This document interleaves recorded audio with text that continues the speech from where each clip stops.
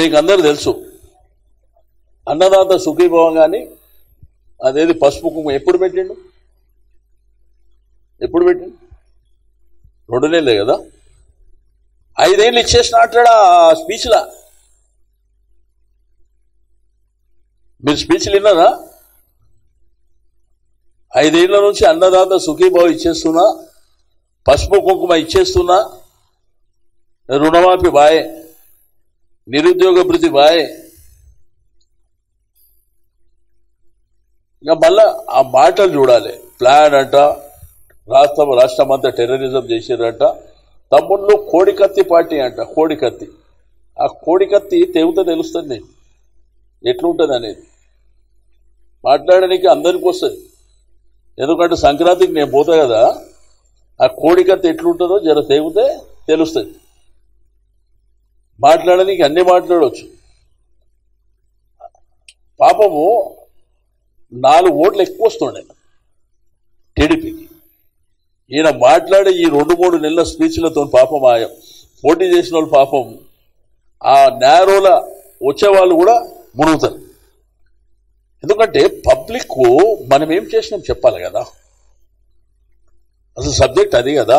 ఇగో నేను ఇది చేసినా నేను అది చేయబోతున్నా నేను ఇంత బాగా చేసినట్టు నాకు అవకాశం ఇచ్చి ఇది చేయబోతున్నా అది పక్కన పెట్టి నరేంద్ర మోడీ కేసీఆర్ ఇదే పాట పాడిందే పాటరా ఏమంటారు దాచిపల్లా ఏమో ఒకటి ఉంది ఆ మాటలు తప్ప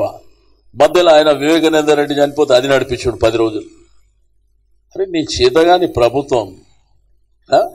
నీ ల్యాండ్ ఆర్డర్ ఏంది మీరేంది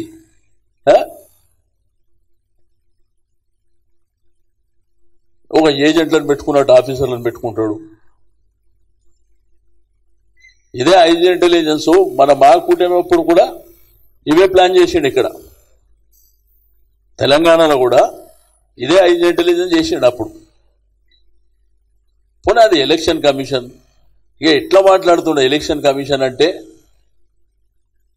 మరి మీరే చెప్తారు కదా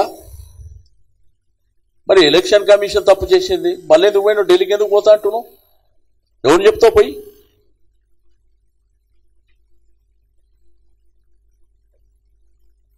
ఐటీ గ్రిడ్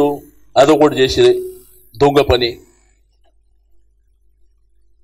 18 కేసుల మీద స్టేలో ఉన్నాడా 20 ఏళ్ళు అవుతుంది 20 ఏళ్ళు అవుతుంది మళ్ళా నేను చాలా పత్తిత్తునని చెప్తాడు సిగ్గు లేకుండా అరే బాయిల్ అయిపోతుంది ఇప్పుడు నువ్వు ఓకే నీ రాజకీయం నీ డెవలప్మెంట్ నువ్వు స్టేట్ గురించి చెప్పుకో ఇక్కడ కూడా నేను గది చేసినా గిది చేసి చెప్పుకో కానీ మనుషుల మధ్య వైషమ్యాలు పెట్టి ఇప్పుడు మీరందరూ చూస్తారు కదా ఇప్పుడు ఈడ కూడా ఎలక్ట్రానిక్ మీడియా ప్రతి గల్లీలో ఉన్నది కదా ప్రతి ఏరియాలో ఉన్నది కదా 5 ఏళ్ల నుంచి ఎక్కడన్నా ఏమన్నా అయిందండి ఇంత నీచంగా మాట్లాడి ఎవరినో బెదిరిస్తున్నారంట ఎవరినో జాయిన్ చేస్తున్నారంట ఇంత నీచంగా మాట్లాడతారా డబ్బులు అంటే మేము పంపించినామంట నిన్న చెప్పేటప్పుడు అది కూడా చెప్పాడు 2000 నోట్లు ఎక్కడికి వచ్చినాయి 3000 నోటు 3000 నోటు ఉంటుందా అంటే ఆ ఫ్లోలో చెప్పేస్తున్నాడు ఉంటుందా అంటే పైసలు ఇస్తే కూడా నువ్వే ఇవ్వాలి పాలు పెరుగు కూరగాయలు అమ్ముకొని సంపాదించిన పాపం మా దగ్గర లక్షల మంది పాలు పెరుగు కూరగాయలు అమ్మితే కూడా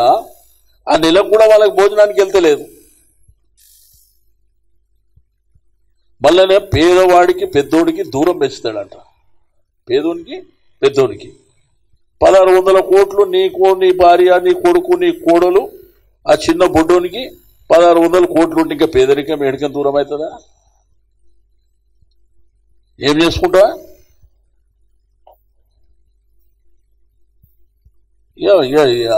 చెప్తున్నాం కదా అంత దుర్మార్గంగా ఉన్నది బట్ నేనైతే చాలా క్లియర్గా చెప్తున్నా నీకు నిజంగా చీమునెత్తురుండి